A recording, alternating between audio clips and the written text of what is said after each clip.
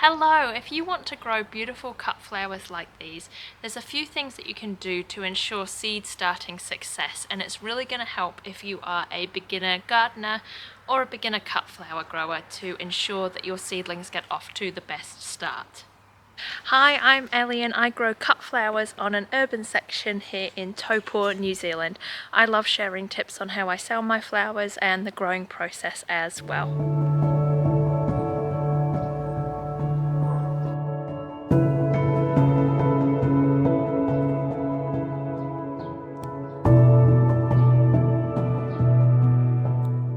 Today I am going to talk about my 5 tips for seed sowing success, and they are timing, your containers, mix, germination and care after they have germinated as well. So stay tuned if you want to learn how to grow your own cut flowers from seed.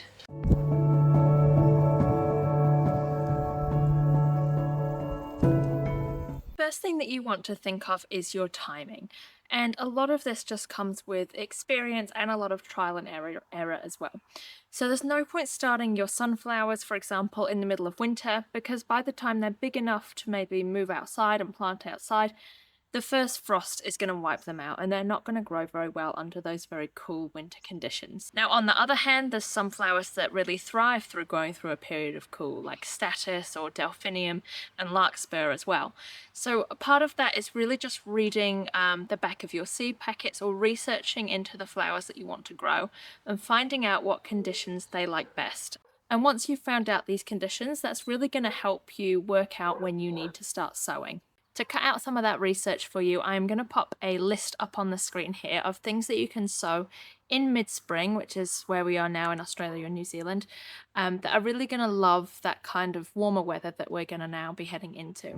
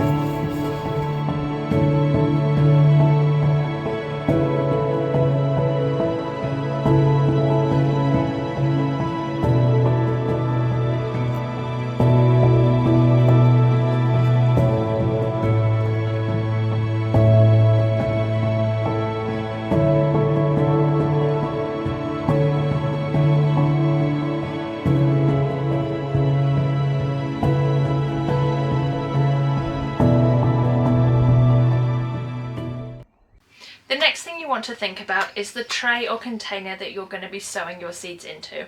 And when I think about what tray I want to use for a particular flower or plant, I'm really thinking about how long that plant is going to be in the container. So for example, I have, let me have a look here. I have this nasturtium. Now, I started this indoors in my kind of mini DIY greenhouse, which I do have a video on how I do that as well. I started these indoors before I could plant them outside because I wanted to get a jump start on the season. Now, because I started these quite early, I knew that they were going to be in a pot for quite a substantial amount of time because they weren't ready to transplant outdoors yet. So because of that, I sowed one seed in quite a large container. Now, if I look at something different, for example, I have these scabiosa, and these are cold hardy. So although I started these quite early as well, I knew that I could plant them out before they get massive and before they really need a bigger tray to grow in. So I found a 6-cell punnet for these was fine. Now, if I look at my zinnia, which I will show you a clip of.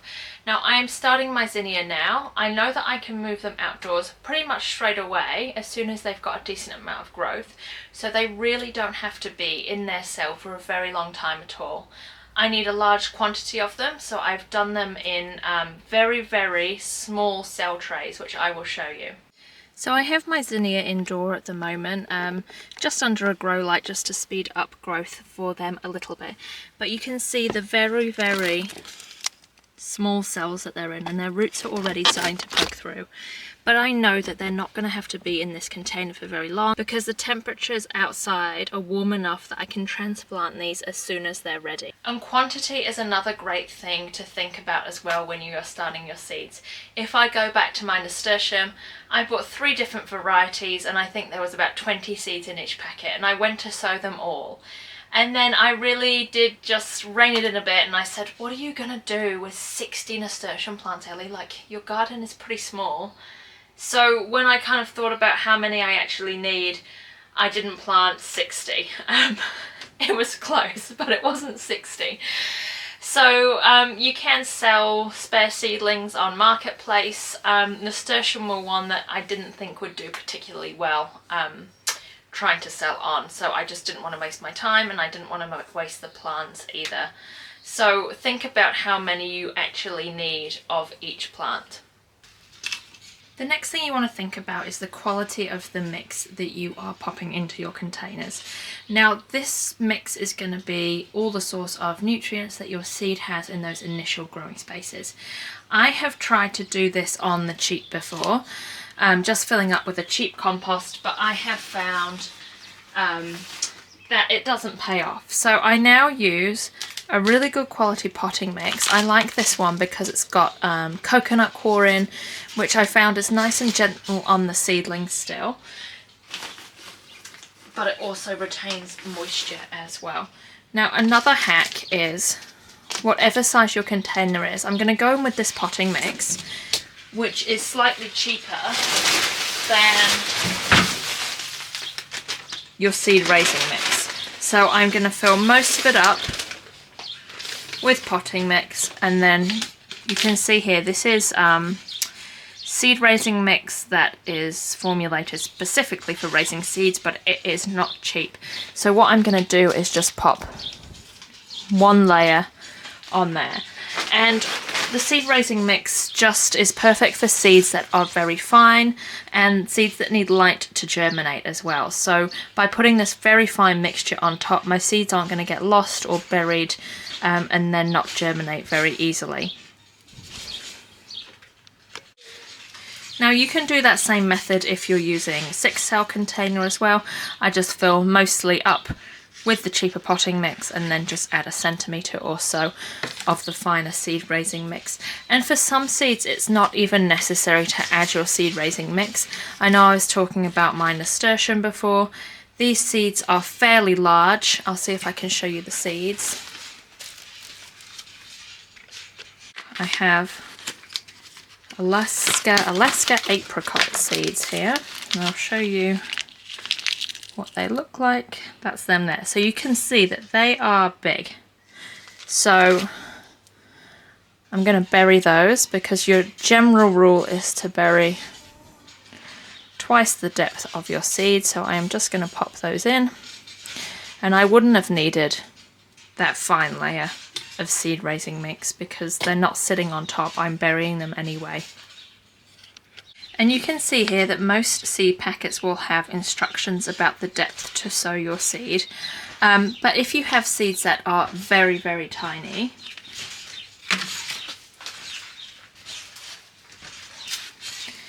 these are Helenium red shades, which is a perennial flower. I'm hoping that you can see those in there, but you can see they are minuscule. Same if you've ever seen kind of snapdragon seeds, and for those I'm not covering them at all. I am sprinkling them on top of that seed raising mix.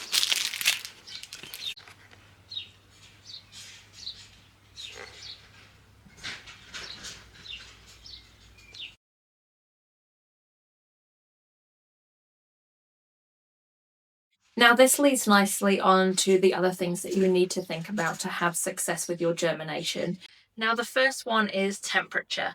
Now if we go back to the zinnia, for example, because they are one of the seeds that I'm sowing now, they really like it warm and they like warm soil, and that's why I have them inside on the heat mat.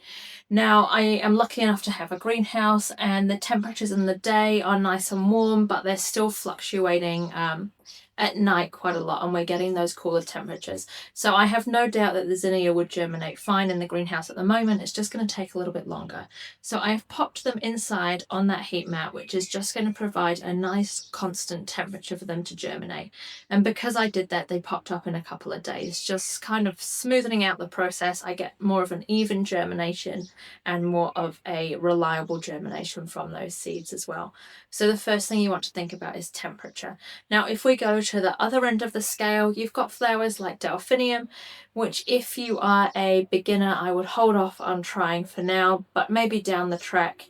They're a little bit trickier to germinate than kind of your sunflowers and zinnia and cosmos, and they require something that's called cold stratification, which means that the seed has to go through a period of cold and then warmth, which is basically simulating a natural winter and then spring. Now, there's ways that you can do this artificially by popping the seeds in the fridge for a wee while and then bringing them out so the seeds think that they've had that winter.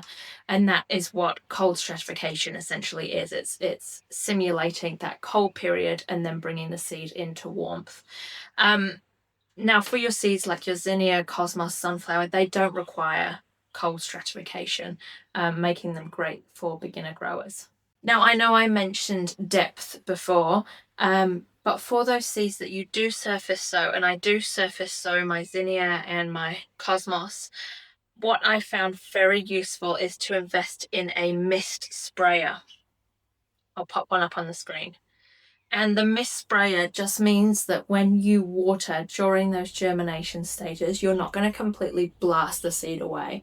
If I went in with a very powerful hose or even a watering can that's got some oomph behind it, there's a high chance that I could just blast those seeds up and out of the trays or blast them too deep where they're not going to get light. And that could affect your germination temperature as well. Now, a mist sprayer is absolutely amazing, specifically if you are germinating in plastic tubs like this. Now, I know I mentioned my mini indoor greenhouse before, which you can go and watch the video for that if you want to learn more about growing in tubs. But if you have had trouble with germinating seeds before, I highly recommend investing in one of these plastic tubs. They just create a really nice, warm, humid environment, which your seeds are going to love. Lastly, you want to make sure that you are giving your plants the proper care as they grow. And that means not letting them dry out, which is going to cause unnecessary stress to the plant. And that's another reason I love the plastic tubs, is once your plants are established, you can just kind of put a little thin layer of water at the bottom, and that means your plants are always going to have that water source. Now I want to show you my lupins, which I have in here, and I can see 1, 2, 3, I've got 4 plants in here, and the plants are getting big.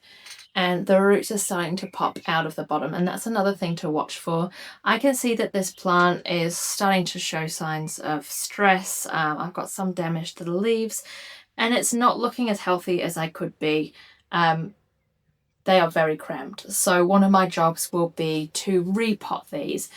Now, I am not sure where I want to plant these out yet. I haven't made a plan for them in the garden, so I am just going to repot these probably into the same size tub, but I'm going to give them one each until I decide what I'm going to do with them. I will make another video on how you can have success transplanting your seedlings as well. So when they are ready to move up on out into the garden, I know a lot of gardeners can have some stresses and failures when they are transplanting into the garden as well. So I will share my tips on how I do that. And I've definitely learned the hard way and lost many, many seedlings.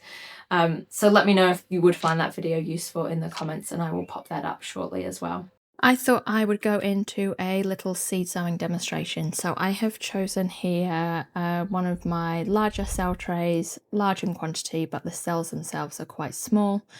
Because the seeds that I'm growing, they are quite slow growing, so they can be in here for a while and be happy. I'm just picking out any big chunks of stick I can see in the mix there, and also just giving it a bit of a tamp down so it's not too loose.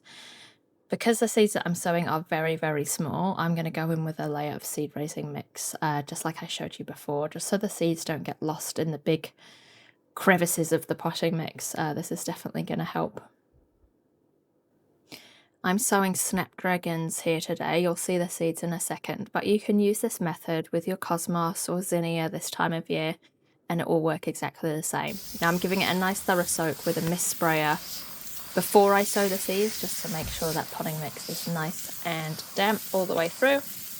These are the tiny, tiny snapdragon seeds. You can use a wet toothpick or a wet bamboo stick, and that'll help you pick up one seed at a time, but I obviously had some patience today to sow it without a stick.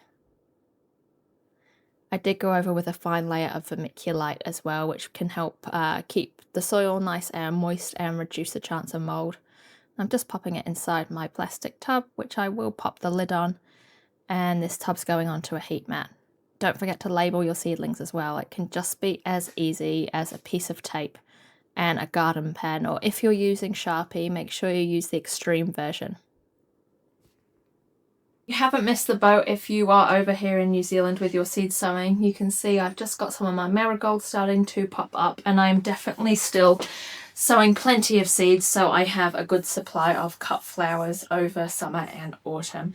So please give it a go. It is so addictive growing from seed, and you can apply all these methods to your veggies as well. I have just noticed my zucchini popping up. And I sowed this exactly how I showed you before, and I buried it to the depth of the instruction on the seed packet, and it's popping up beautifully. Now you'll know that I'm a seed sowing control freak, and there's not many flowers that I do direct sow, but that is another method for things like your Persian cress and mignonette and nasturtium, calendula, even marigold are ones that I will direct sow if I am pushed to. There's a few things to watch out for if you are doing that. First up this time of year are slugs. So I go down with, they're called Tui quash pellets, and they're more of a natural kind of slug deterrent. I always go down around the area that I've sown the seeds with that. And the second one is birds. After we've had the rain, and I can just spy a bird digging up my veggie garden now. After we've had the rain, the worms come out and the birds go crazy. So if you do want to just pop a netting over it, it's going to help ensure that those seeds pop up and they're not disturbed as well after they have germinated. Please let me know if you have any questions in the comments, and I will do my best to answer them, and we can try and figure out why your seeds may not be germinating together. I hope you enjoyed this video. I will see you next time, and I will leave you with this beautiful foxglove that I grew from seed around a year ago now, and it's finally starting to bloom.